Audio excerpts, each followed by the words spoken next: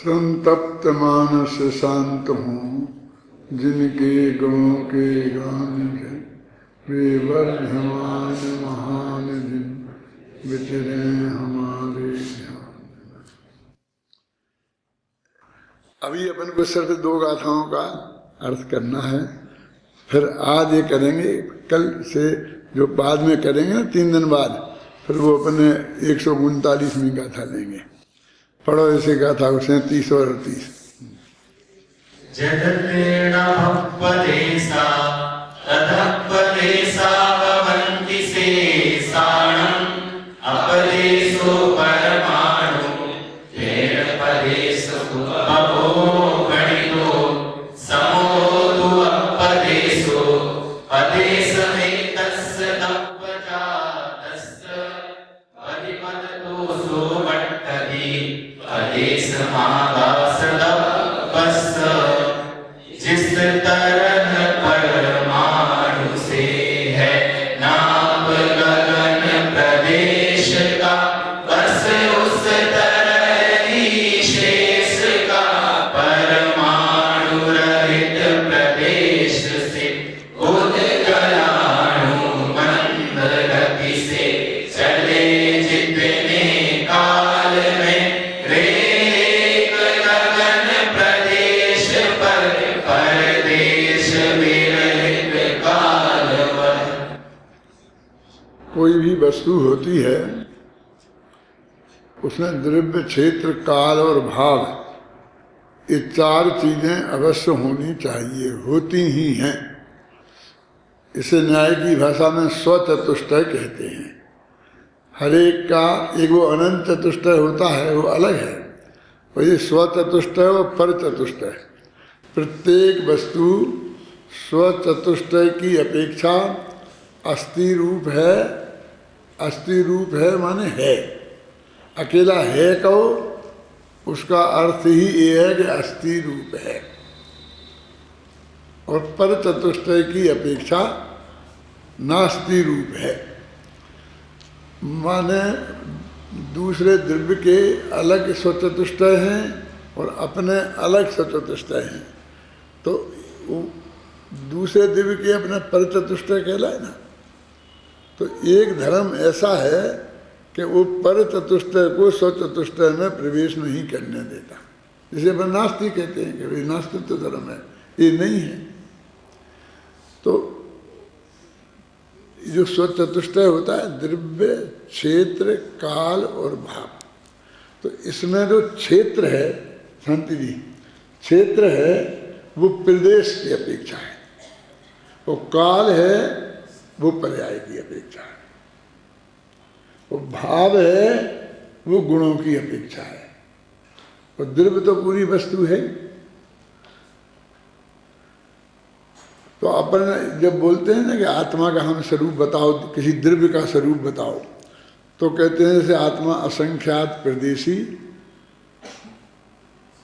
अनादि अनंत, अनंत गुणों का अखंड पिंड, ऐसी एक चिन्हमात्र वस्तु है। तो ये अपने पूरी बात हुई बात, मैंने हमने पूरे आत्मा का कथन कर दिया। इन 4 चीज़ों की तरफ से हमने आत्मा को या किसी भी द्रव्य को समझ लिया, तो समझ लो कि हमने वो पूरी वस्तु समझ ली। तो वो यही बता रहे हैं इन गाथाओं में जो पीछे चले आ रही हैं और यहाँ चले आ रही हैं। कोई आकाश के अनंत प्रदेश हैं, फिर लोकाकाश के असंख्यात प्रदेश हैं। तो ये प्रदेश क्या है? क्या आकाश का अथवा द्रव्य का वो सबसे छोटे से छोटा हिस्सा, जिसमें को एक पुद्गल का परमाणु, शुद्ध पुद्गल का परमाणु, स्कंद नहीं, जितनी जगह घेरे उतनी जगह को प्रदेश कहते हैं। तो प्रदेश की परिभाषा परमाणु से की गई है। इसमें लिखा है परमाणु से, जिस तरह परमाणु से है नाप गगन प्रदेश का। पहली पंक्ति है ना कि परमाणु से प्रदेश का नाप होता है। हम आकाश तो अखंड है, तो इसके कितने हिस्से को हम एक प्रदेश कहें? तो कहते जितने हिस्से में पुद्गल का एक परमाणु ठहरे उतने हिस्से को हम प्रदेश कहते हैं। तो प्रदेश का नाप हमने पुद्गल परमाणु से किया। जिस तरह परमाणु से है नाप गगन प्रदेश का, और फिर हमने कह दी वो अनंत। तो अनंत परमाणु अलग अलग जैसे जहाँ ठहर जाए उतनी जगह उतना आकाश है। फिर कहते हैं बस उस तरह ही शेष का परमाणु रहित प्रदेश से। अब बाकी के द्रव्यों का कैसे गिने? तो हमने कहा ना जितना एक परमाणु घेरे वो एक प्रदेश है, तो अब बाकी के हम जीव का कैसे कहें? तो कहते हैं अब परमाणु की जरूरत नहीं है, अब तो अपन ने प्रदेश का नाप निकाल लिया ना, तो अब बस परमाणु रहित प्रदेश से उसकी बात कर लो कि असंख्यात प्रदेश ही है, असंख्यात प्रदेश है आत्मा के। अब असंख्यात असंख्यात प्रकार के होते हैं, छोटे से छोटा असंख्यात और बड़े से बड़ा असंख्यात। छोटे से छोटा असंख्यात कौन है? कि जो संख्यात के बाद जिसमें एक जोड़ दो तो जो संख्या होगी वो छोटे से छोटा असंख्यात। और बड़े से बड़ा कौन? कि जिसमें एक जोड़ने से अनंत हो जाए वो सबसे बड़ा असंख्य। और बीच में कितने हैं बोलो? बीच में असंख्यात जो हैं वे कितने प्रकार के हैं? असंख्यात असंख्यात प्रकार के हैं, क्योंकि जितने हैं वो उतने सभी है ना। तो अब वो प्रश्न खड़ा होता है कि तुम आत्मा को बता रहे हो कि असंख्यात प्रदेश हैं, तो वो कौन सा असंख्यात है? तो फिर असंख्यात के भेद गिनाओ कि वो सबसे बड़ा, सबसे छोटा, फिर बीच के और मध्य के और फलाना, अब कितने कितने भेद करो।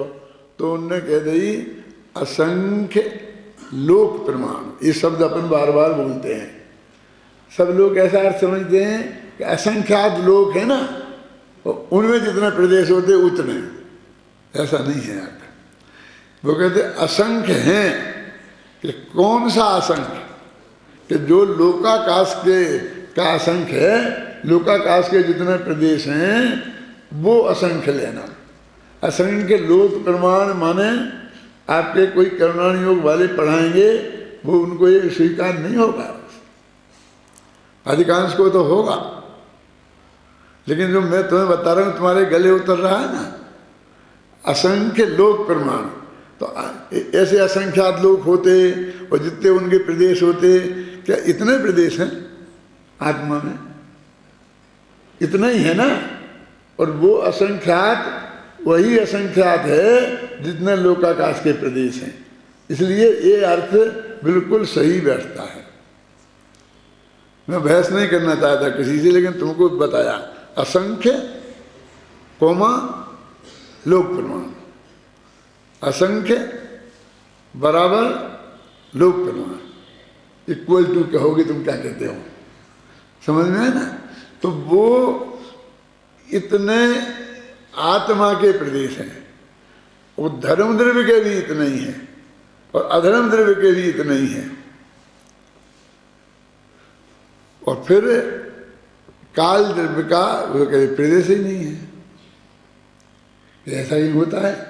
अभी कितनी मेहनत करी आचार्य ने, अभी अंत अंत की गाथाओं का पाठ कर रहे थे ना, अंतिम गाथा बोलो 144वीं है ना, पढ़ो कि जिसका प्रदेश नहीं हो वो पदार्थ ही नहीं हो सकता, वो द्रव्य ही नहीं हो सकता है।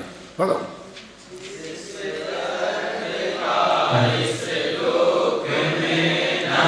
एक भी परदेश हो, वह शून्य ही है जगत में, परदेश बिन ना अर्थ हो। प्रदेश के बिना पदार्थ होता ही नहीं है। एक तो आप ये समझ लो कि प्रदेश के लिए यहाँ परदेश लिखा है, गलती से नहीं लिखा है। वो हो जाता है ना अपना भाषा में तत्सम तद्भव ऐसे रूप बन जाते हैं ना। परदेश माने विदेश नहीं कि अपने हिंदुस्तान के लिए पाकिस्तान परदेश है, ऐसा परदेश नहीं, ये प्रदेश। तो वो कहते हैं कि एक प्रदेश से दूसरे प्रदेश का जो नाप किया है, अब ये सब बातें अपन समझ जानते हैं, लेकिन उनने किस भाषा में व्यक्त किया है उसमें तो वो बता रहा हूँ कि परमाणु रूपी गज से प्रदेश नापे जाते हैं और फिर उन प्रदेशों से बाकी द्रव्यों के प्रदेश नाप लिए जाते हैं। कि तुमने कैसे जाना कि आत्मा के असंख्यात प्रदेश हैं? असंख्यात प्रदेश होते वो लोक प्रमाण, लोकाकाश प्रमाण। तो लोकाकाश तो इतना फैला हुआ है और ये तो चिंती के शरीर में आ गया, हमारे तुम्हारे शरीर में आ गया आत्मा, तो इतने प्रदेश उनमें कहाँ फैला?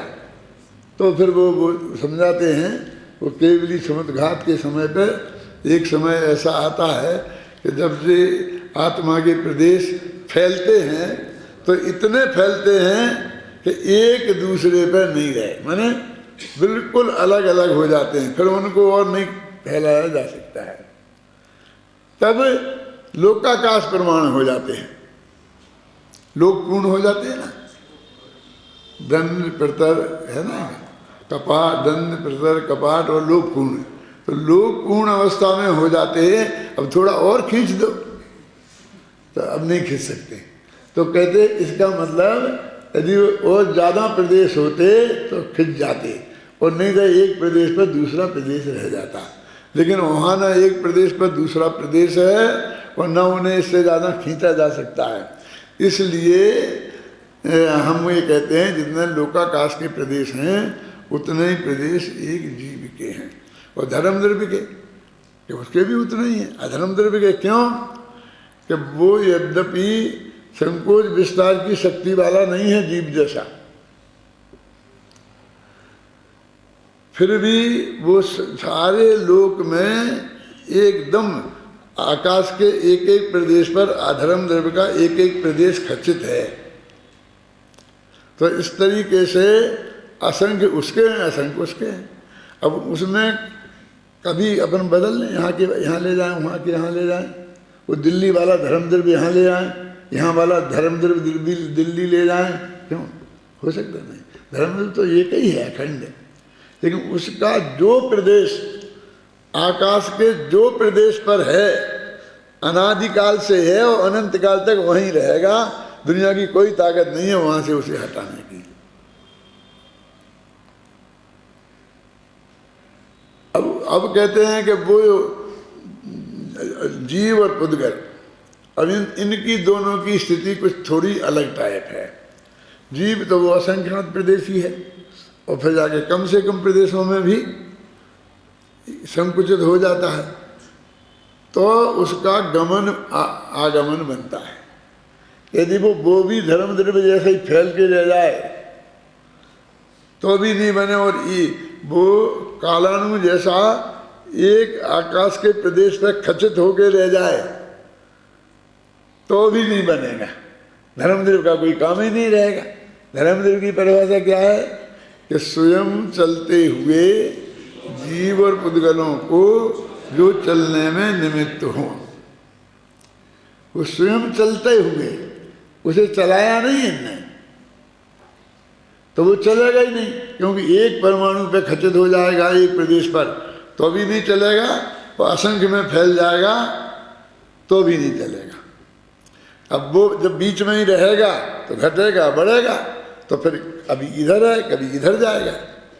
आकाश के इन सब प्रदेशों में वो कहीं भी जा सकता है ना, तो उसकी जो वो गमन क्रिया होगी, उपादान तो वो स्वयं है और धर्म द्रव्य निमित्त है। तो वो कहते हैं वो तो धर्म द्रव्य उसकी गति में निमित्त है और अधर्म द्रव्य गति पूर्वक स्थिति में निमित्त है। वो चल रहा है फिर आगे खड़ा हो, वे वहीं खड़ा है तो निमित्त नहीं है, तो आकाश द्रव्य निमित्त है, क्योंकि उसे रहना कहते हैं। मैं जयपुर में खड़ा हूं कि रहता हूं?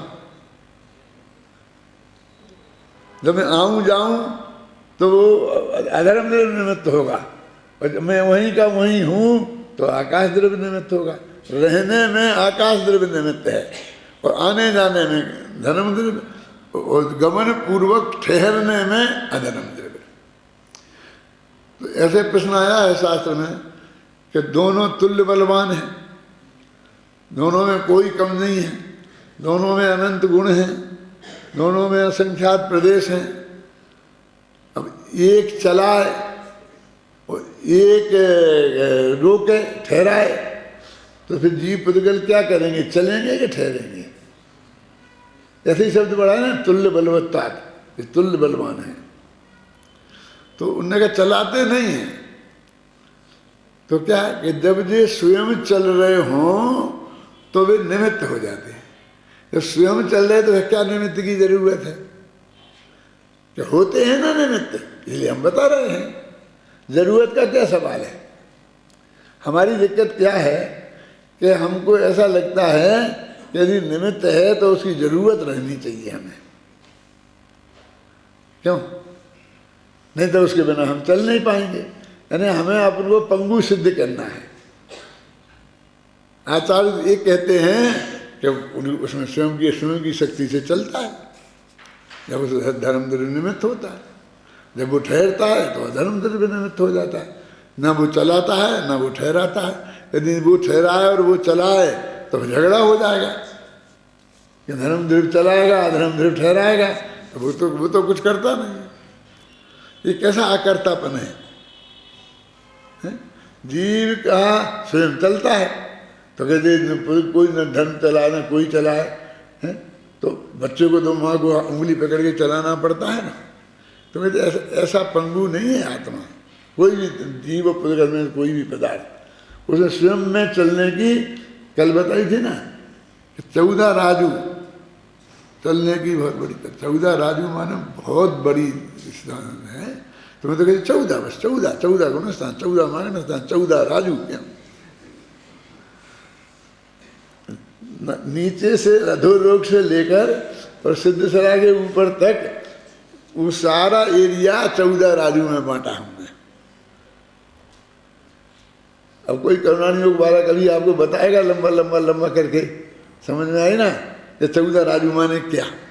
तो इतना जिसमें असंख्य प्रदेश हैं, अनंत तो नहीं कह सकते क्योंकि वो सब लोकाकाश में ही है ना।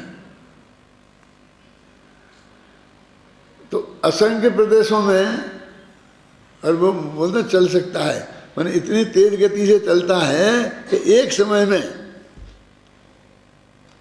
तो एक समय में कल एक बात बताई थी ना कि उसी समय वो जीव नरक में है, उसी समय मध्यलोक में है, और उसी समय स्वर्गों में है, और उसी समय समझ लो सिद्ध सला में। क्यों? दो तो समय लगे ही नहीं। कभी बहुत कठिन लगता है, कैसे हो सकता है? हम पुलिस में यही तो सिद्ध करते हैं। वो कहते हैं कि तुमने वहाँ उसकी हत्या की, कि जिस समय वो हत्या हुई उस समय तुम्हें फलाना बम्बई में था, और वहाँ प्रमाण देते हैं अस्पताल में भर्ती था, ये मेडिकल सर्टिफिकेट है, मेरा ऑपरेशन हुआ था। ऐसा अपन देते क्या नहीं? माने एक जीव 2 जगह नहीं हो सकता एक समय, ऐसा तो माने क्या रखा है, उसे हमें सिद्ध करना है। यहाँ तो कहते हैं हो सकता है। अपना ही आत्मा जब लोक पूर्ण होता है तो एक समय में असंख्यात जगह रहता है कि नहीं?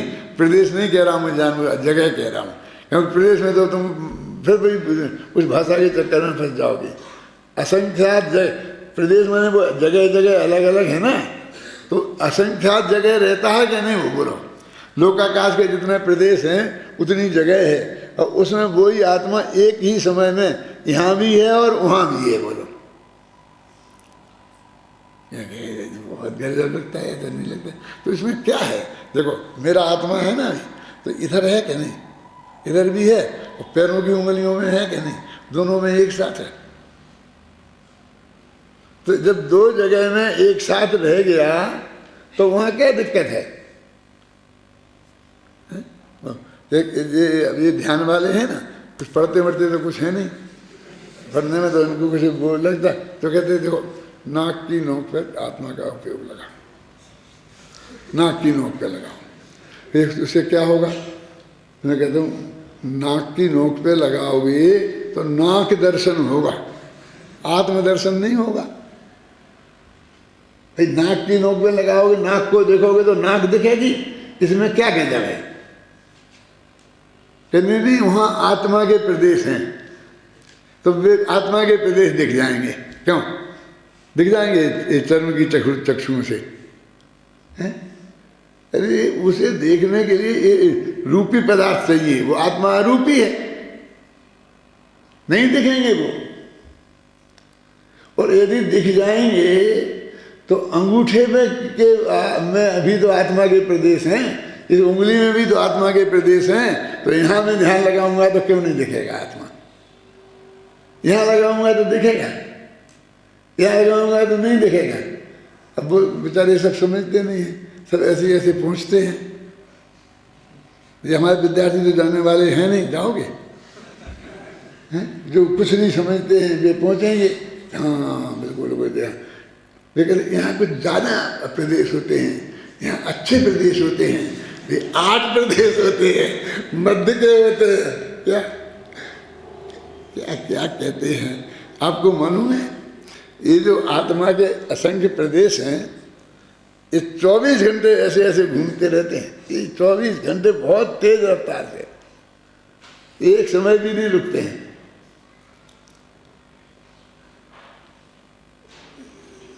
वो है ना, पहले तत्वासु छपा था, उसमें 60 प्रश्नोत्तर छपे थे अंत में। वो फूलचंद जी सिद्धांत शास्त्री ने लिखे थे, धवला के आधार पर ये प्रश्नोत्तर थे।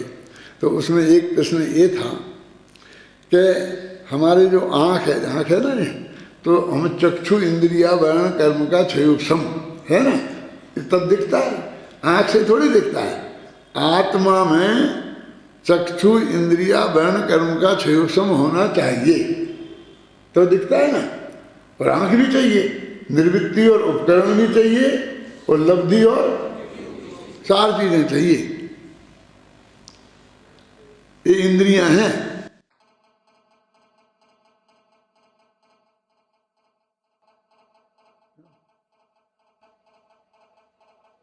समझे ना?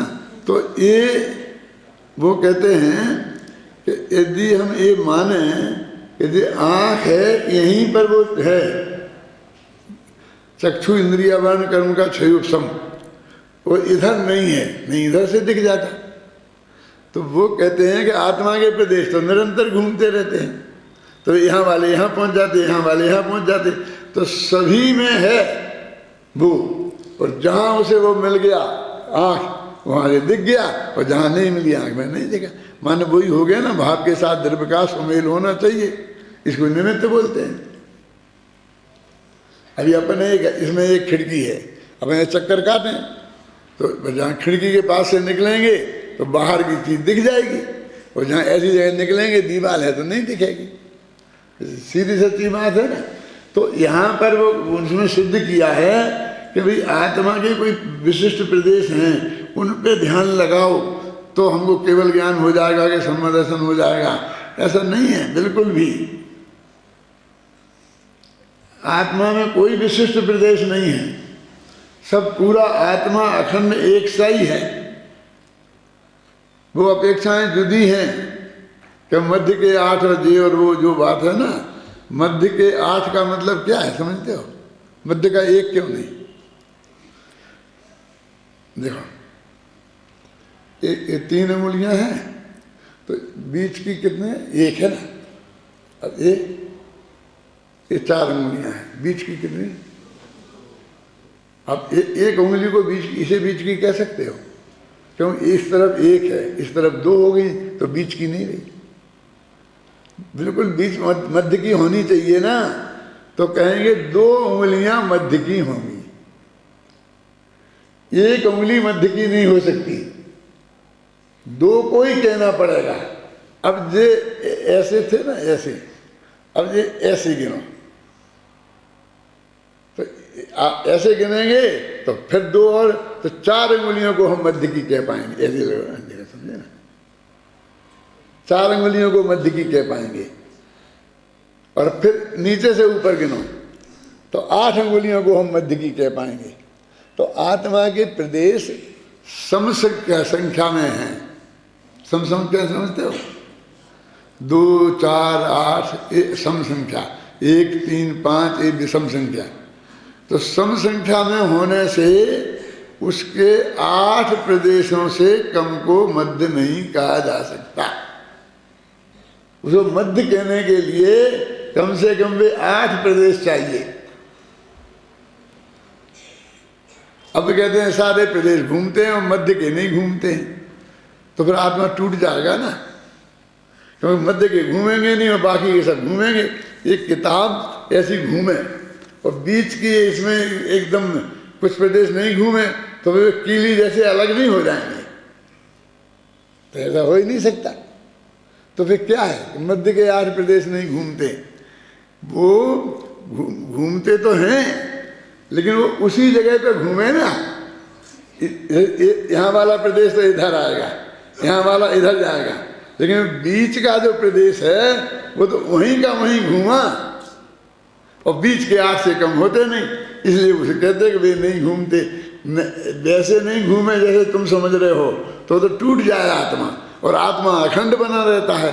इसका मतलब है घूमते तो हैं, वो घूमते हुए को नहीं घूमता कहते हैं। जैसे जी अभी आपने कहा ना कि कालाणु के कितने प्रदेश हैं कालद्रव्य में? कालद्रव्य के प्रदेश कितने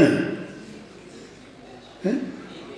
वो तो नास्तिकाय है ना, अस्तिकाय ही नहीं है। अस्तिकाय माने बहुप्रदेशी द्रव्य को अस्तिकाय कहते हैं। एक प्रदेश है उसका, तो उसे अप्रदेशी क्यों कहते हैं? कि एक प्रदेश जिसका होता है उसे हम अप्रदेशी कहते हैं, बस खत्म। क्या क्यों कहते हो? क्या कहते हैं?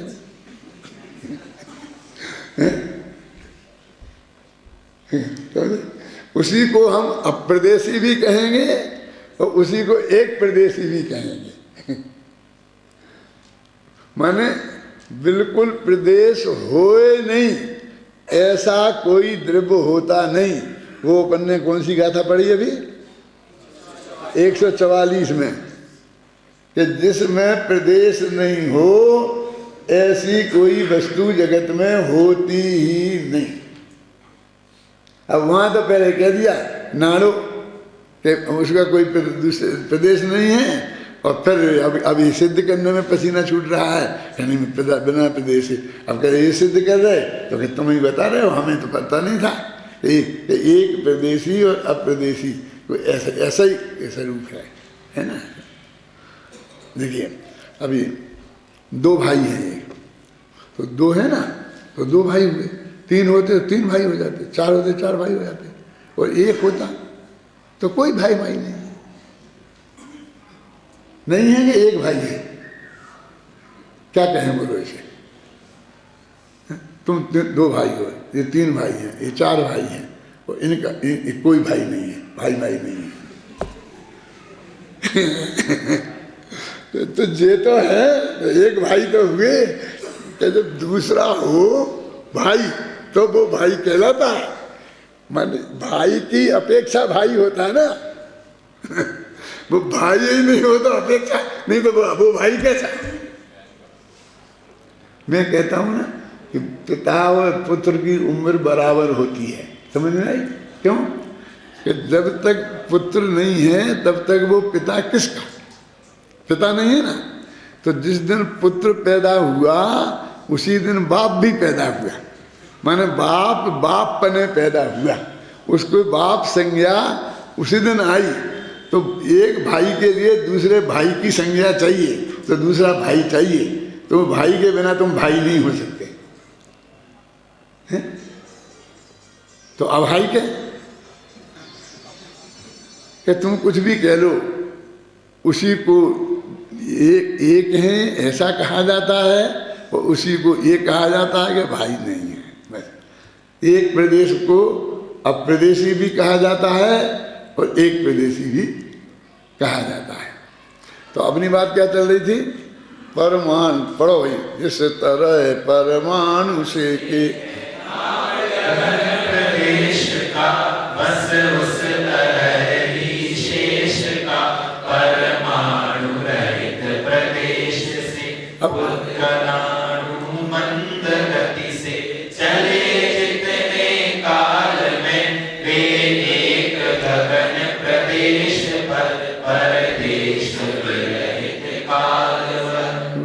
प्राकृतिक में इतना सरल नहीं है जो पढ़ो तुम, जितनी सहज ये मैंने बना के इसमें लिख दिया है।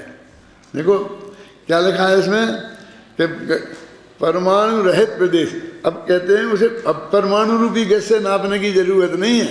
आकाश को तो हमने परमाणु से नापा, अब आत्मा के प्रदेश को परमाणु के से नापने की जरूरत नहीं है।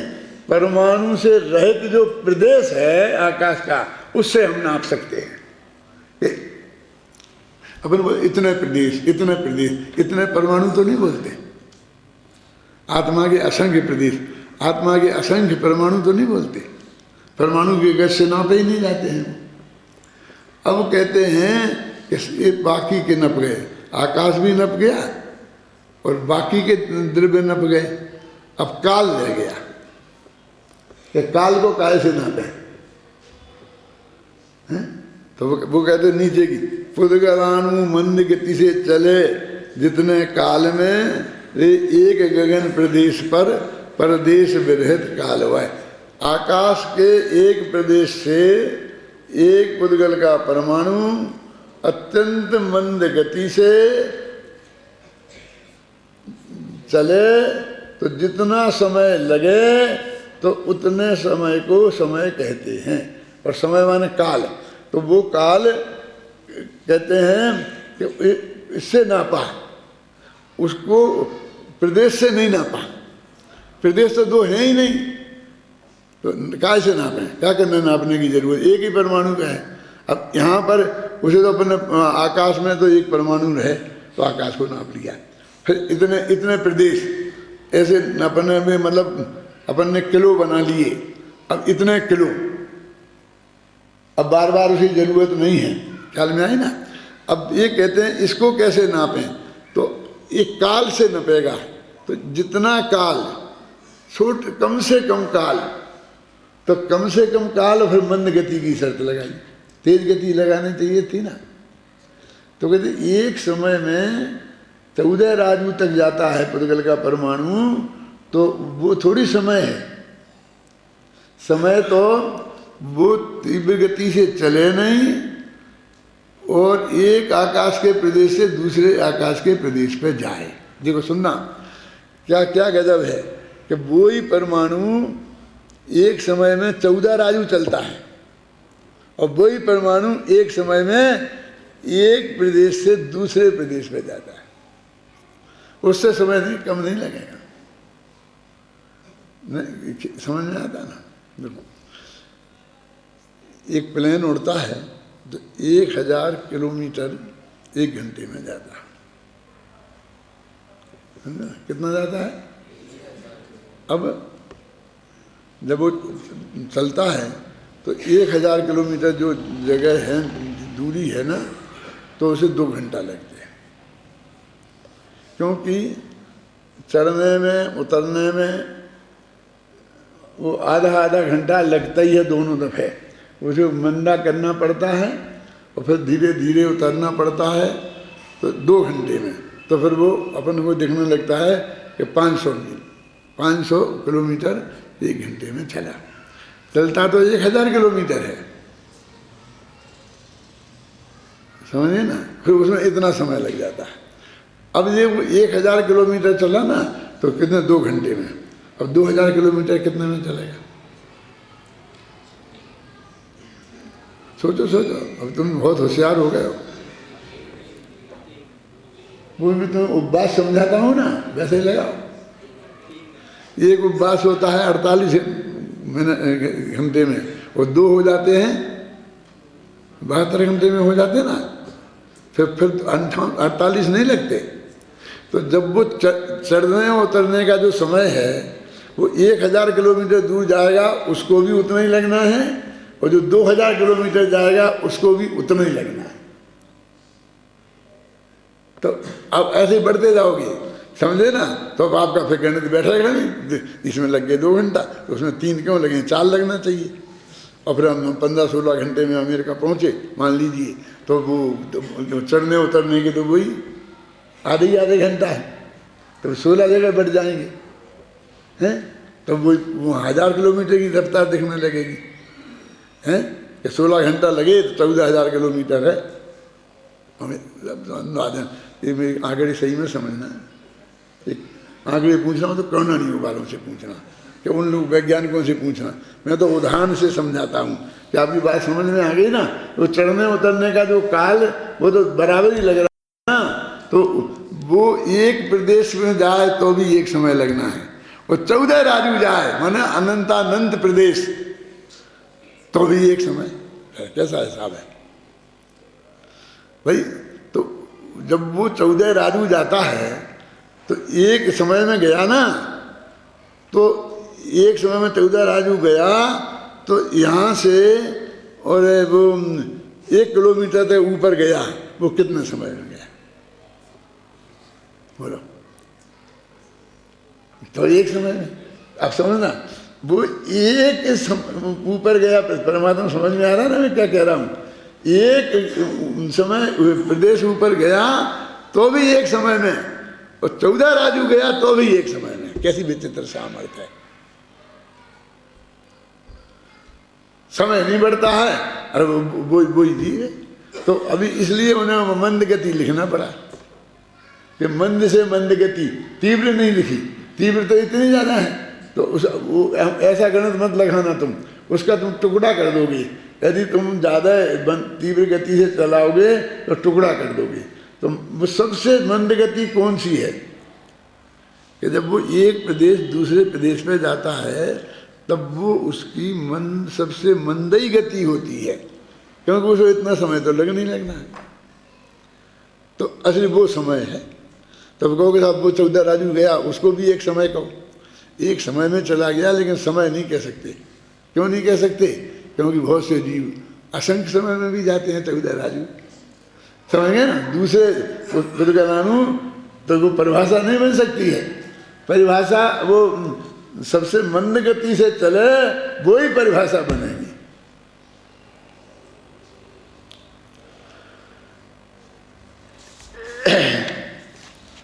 तो इस तरह से देखो, अपना अभी पढ़ लेते हैं। जितना इसमें इसका अर्थ है वो मैंने सब बता दिया है, तो पढ़ लेंगे तो एक आध बात आएगी बीच में तो बोलेंगे। आचार्य कुंद 144वीं गाथा में स्वयं कहेंगे कि आकाश के एक प्रदेश का लक्षण एक परमाणु से व्याप्त होना है। और यहाँ इस गाथा में जिस प्रकार आकाश के प्रदेश हैं उसी प्रकार शेष द्रव्यों के भी प्रदेश हैं।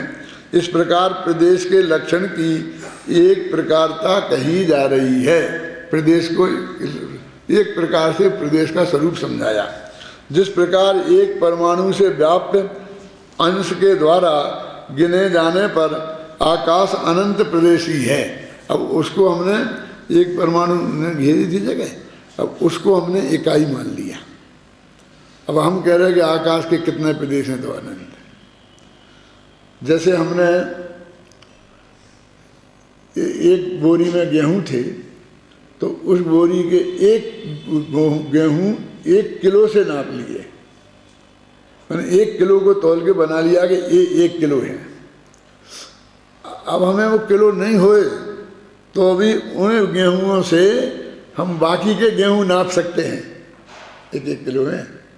मैंने एक प्रदेश को हमने इकाई बना लिया, तो हमने असंख्य प्रदेश, अनंत प्रदेश जो हमने ये कहे, तो वो प्रदेश की इकाई बन गई, तब हमने ये बात कह पाई।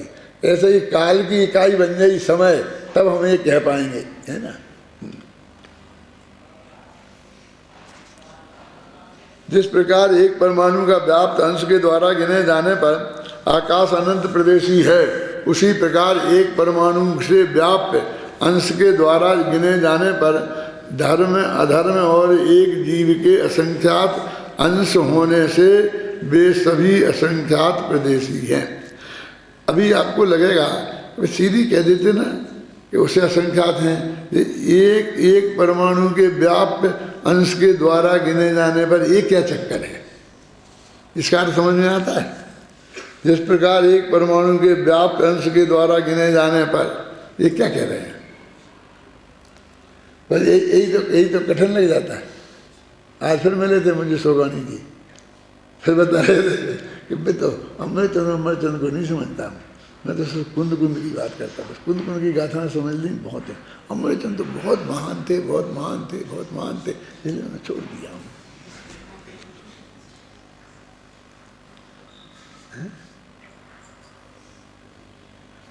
देखो अब ये क्या है, अब ये क्या कह रहे हैं, ये क्या कहना चाहते हैं, इतनी बात जबरदस्ती आदि लेन काय को ठोक दी इसमें, इसके बिना ठोके भी काम चल सकता था। ऐसा वाक्य अपन बना सकते हैं, अभी बना तो इसने क्यों, वो ये कह रहे एक परमाणु में व्याप्त अंश के द्वारा गिने जाने पर, वो याद दिला रहे कि हमने एक परमाणु में एक प्रदेश का नाप निकाला था, उस नाप को तुम मुख्य रखना तो ये हिसाब बैठेगा। ये याद दिला रहे वो, ये उस परमाणु को गिनना जो वो परमाणु था, समझे ना, और हमने उससे इसका नाप किया था, उसे प्रदेश मानना, और हम बल बोले कि इतने प्रदेश, तो उसके उतने परमाणु गज से नापा गया जो आकाश का एरिया था, उसको इकाई मान करके बात समझना।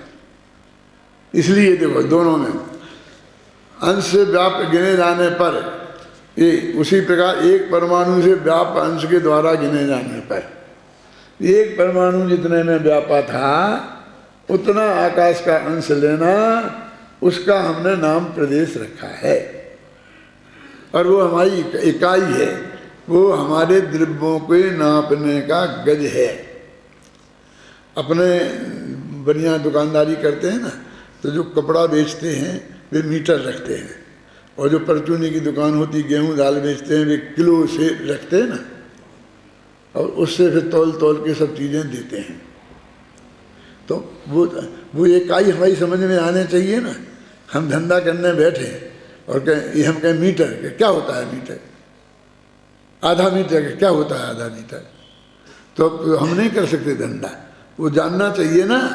तो हमें सारे जगत की लंबाई चौड़ाई को जानना है, जीवों की लंबाई चौड़ाई को जानना है, तो हमें वो प्रदेश नाम का जो गज है उसे पहचानना चाहिए, मीटर है उसे पहचानना चाहिए। अब वो कैसे पहचाने कि परमाणु से पहचाना, और परमाणु को कैसे पहचाने कि ये पुद्गल का सबसे छोटा अंश। अब वो तो खुद ही पूरा द्रव्य है, जिसे अपन अंश कह रहे हैं, अंश का है वो किसी का। अब इसमें एक विशेषता और है कि उसमें दूसरे परमाणुओं से मिलने की शक्ति है, स्कंद बनने की शक्ति है। इस अपेक्षा से उसे हमने अस्थिकाय में भी ले लिया तो व्यवहार से है, फिर भी व्यवहार को मुख्य करके पंचास्तिकाय नाम रख दिया, नहीं चार ही अस्थिकाय नाम रखना चाहिए था निश्चय के हिसाब से। तो जिस प्रकार सुनिश्चित प्रमाण वाले धर्म और अधर्म द्रव्य असंख्यात प्रदेशी हैं, उसी प्रकार संकोच विस्तार के कारण अनिश्चित प्रमाण वाले जीव के भी सूखे गीले चमड़े के समान निज अंशों का अल्प महत्व नहीं होता। इस कारण असंख्यात प्रदेशी पना ही है। अब ये क्या कह रहे हैं, तुम कह रहे हो कि धर्म द्रव्य भी असंख्यात प्रदेशी, अधर्म द्रव्य भी असंख्यात प्रदेशी, और जीव भी असंख्यात प्रदेशी। तब चक्कर ये है कि जीव तो इतने में सिमट गया, और ये तो सिमटते ही नहीं। तो इसमें दो शब्द पड़े हैं, देखो, संकोच विस्तार की सिद्धि, एक है कहाँ है, अनिश्चित प्रमाण वाले जीव और निश्चित प्रमाण वाले, सुने देखो, जिस प्रकार सुनिश्चित प्रमाण वाले परमात्मा में ना देख रहे हैं, समझ में आए, ऐसे देखना चाहिए, नहीं तो बाद में याद नहीं रहेगा। सुनिश्चित प्रमाण वाले धर्म और अधर्म द्रव्य, ये सुनिश्चित प्रमाण वाले हैं, वे वैसे ही रहेंगे अनादि से अनंत काल तक। और ये अनिश्चित प्रमाण वाला जीव और बाकी सारे विशेषण दोनों में समान है, और ये विशेषण बदल गया है। वो तो धर्म द्रव्य तो जिस आकार में है उसी आकार में रहेंगे, सुनिश्चित प्रमाण, प्रमाण माने लंबाई चौड़ाई और सुनिश्चित, और ये इसका कभी इतना कभी इतना कभी इतना, एक एक मिनट में बदलता है। तो कहते जिस प्रकार सुनिश्चित प्रमाण वाले नापे जाते हैं ना प्रदेश से, उसी प्रकार जीव को भी उसी प्रदेश से नापो, उसी गज से नापो।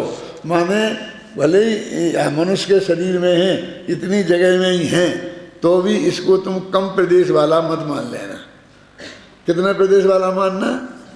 असंख्यात प्रदेश वाला। कौन सा असंख्यात? वे लोक में जो व्याप्त हैं धर्म अधर्म द्रव्य, जितने प्रदेश वाले वे हैं उतना ही प्रदेश वाला तुम्हारा जीव है, भले ही वो कम जगह घेर रहा हो। तो सुनिश्चित प्रमाण वाले और अनिश्चित प्रमाण वाले, और बाकी दोनों पूरा वाक्य एक से। अर्थ अमूर्त पदार्थ के संकोच विस्तार की, क्यों घड़ी तो ठीक है ना, ये गड़बड़ तो नहीं है, अभी नहीं हुआ ना समय, मैं भूल गया हूँ मैंने कब शुरू किया था। अमूर्त पदार्थ के संकोच विस्तार की सिद्धि तो अपने अनुभव से ही साध्य है। वो चमड़े का उदाहरण दिया था, चमड़ा कहाँ चला गया? गीला और सूखा। सूखा चमड़ा होता है तो खिंचता नहीं है, और गीला चमड़ा होता है तो खिंच जाता है रबड़ जैसा। तो जैसे उसके प्रदेश संकोच और विस्तार को पा जाते हैं, सूखे के नहीं पाते हैं, ऐसे ही जीव के प्रदेश गीले चमड़े की भांति विस्तार को पा जाते हैं और संकोच को हो जाते हैं, और किसके? धर्म द्रव्य के सूखे चमड़े की भांति विस्तार को प्राप्त नहीं होते हैं। सूखे गीला चमड़ा निपट गया। अब कहते हैं कि कैसे मान लें, हम कैसे मान लें कि ये फैल जाते हैं, सिकुड़ जाते हैं?